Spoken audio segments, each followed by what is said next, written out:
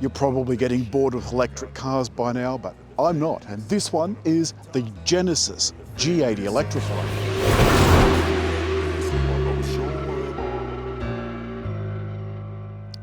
We brought you the Genesis G80 a few years ago, the 3.5 litre version, and it was really rather nice. We liked it a lot.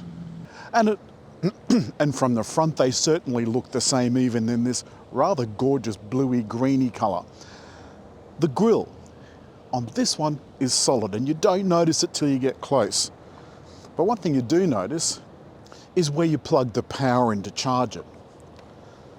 This has a massive battery. It's 87.2 kilowatt hours. The kilowatts, there's 270 of them. Newton meters, 700. And along with those massive figures goes another massive figure. The price of this car, $145,000. Now it comes with the luxury pack. The petrol versions, you can add that on, and I think it's $10,000 or $11,000, something along those lines. And around the back, something else that's missing, exhaust pipes. The boot will open, and it is a boot, not a hatch, by touching the top of the little Genesis shield, or if you've got the key in your pocket, just stand there and it'll open all by itself. Not a huge boot, but certainly it does the job. There's no spare tyre, all you have is a tyre mobility kit. And of course, like most new cars now that have electric tailgates and boots, you can close or close and lock. The side profile, I still think this looks a little bit like one of those executive hatches. It's got distinctive wheels for the electrified model, and the thing that I like most of all is that it's got soft closed doors. So none of that nasty slamming nonsense at 3 AM when you've tried to sneak home silently. As silent as the engine is, you want the doors to be just as quiet. One thing that does surprise me is there's no privacy glass in the back, but you can get around that by raising the inside shade. This has the luxury pack, which includes a pair of tablets. Now you'll notice there's no buttons on these. The controls are all right here. So if I power up the right screen, put on right, I've got the sounds of nature. It's one of the Hyundai Group's little tricks for us all. That's a little bit loud. That's an active forest apparently. So I'm going to leave that on for the entire thing and see if it annoys you as much as it annoys me. On second thoughts, I can't stand that sound. It's driving me absolutely bananas. The other thing is, of course, I do have Apple CarPlay. It's got to be plugged in with the Hyundai Group, as you know. They've still got that war ongoing with Apple, so no wireless CarPlay. The system here in the front, this lovely touch screen, some direct select buttons, and then down below, another control center like the one in the back. There's a wide screen here, 14.5 inches or thereabouts, and over 12 inches in front of me, and that's in 3D, as well as a nice wide head-up display. Now you'll notice there's no sunroof in this car. What there is on the outside is a glass roof, but it's a solar panel. I'm not quite sure how useful that is. The controls work exactly as per any other Genesis. Give them a twist. Now, I'm just going to make sure that I have this in comfort. Yes, I do. I'm going to turn that down just a little bit. Oh, God, this is incredibly rough.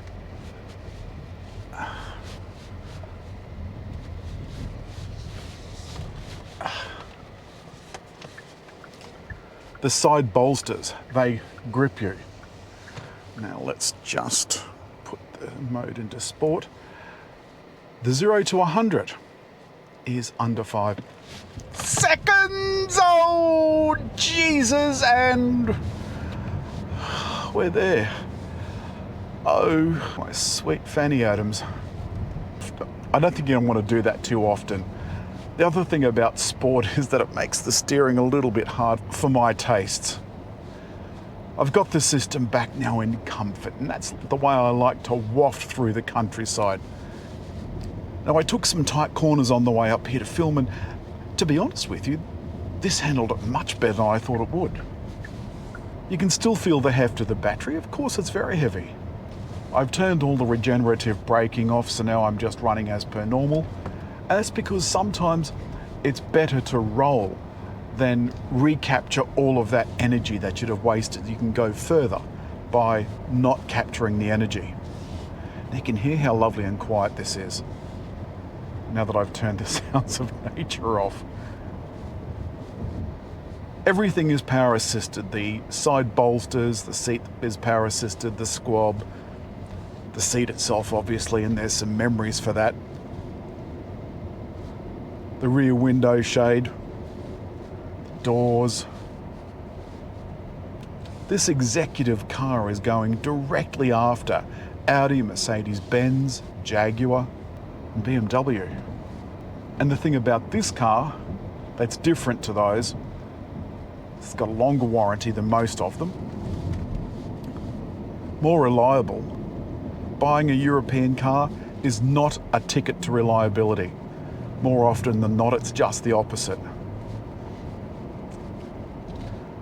The paddle shifters here adjust the amount of regeneration. It's something that you want to be able to do on the fly.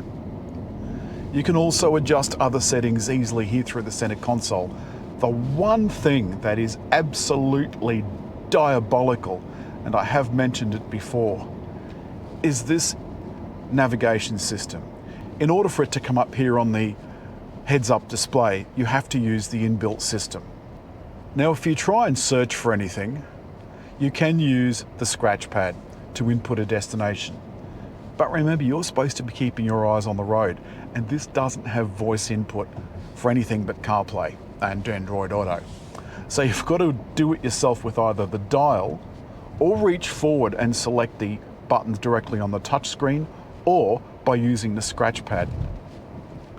I tried on the way up here for 10 minutes to try and get an address in. In the end, I had to stop and type it in. It was just too hard. Meanwhile, I'll tell you about the charging. There's only a few brands on the market that can take advantage of 350 kilowatt charging, which is currently the maximum. There's the Hyundai group, so Genesis, Kia and Hyundai and Porsche. If there's any others, I'd like to hear about it. Doesn't mean you'll actually charge at 350 kilowatts, it's up to 350 kilowatts. Here's the interesting thing, if you navigate to where you're going, it'll precondition the battery for you so that when you get there, you can charge faster. This is quite lovely. I've got the climate control set at a balmy 20 degrees, the seat cooling's on. I'm just slowly coming up to speed on the freeway. Activated the auto steering, indicate to come over, and I've activated the smart cruise control, which is now set to 110. So what the car's currently doing for me is speeding up and slowing down depending on the traffic and guiding me roughly in the center of the lane. And the other thing is that when you are going down a very long hill, this will actually keep you at the exact speed, something that some cars do not do. And Genesis isn't without a conscience either. The leather has been treated in an eco-friendly way, and it's just as well because there's acres of it. As I said, the petrol one of these I really liked. I thought it was a first-class car. It's got a great warranty, brilliant performance, all-wheel drive, etc., etc. Well, the electric version is even better. Like its Ioniq and EV6 counterparts, it can power external devices. There's a device that you can put into the socket at the front and it'll power an electric barbecue or an electric fridge. And the total output is about 3.6 kilowatts. So, to wrap up, the suspension is lovely. The ride is beautiful. It's very, very quiet. The performance is stunning. 4.9 seconds to 100. There's gadgets galore. And there's nothing in here that you will waste. You can go and fettle the settings to your heart's content. I just can't believe that we're travelling at 110 kilometres an hour and all I can hear is the odd little waft of wind from outside. That's all this week from the Genesis G80 Electrified. This car's right up my street. I think it's absolutely beautiful. But as always, leave a comment, hit like and over there to subscribe.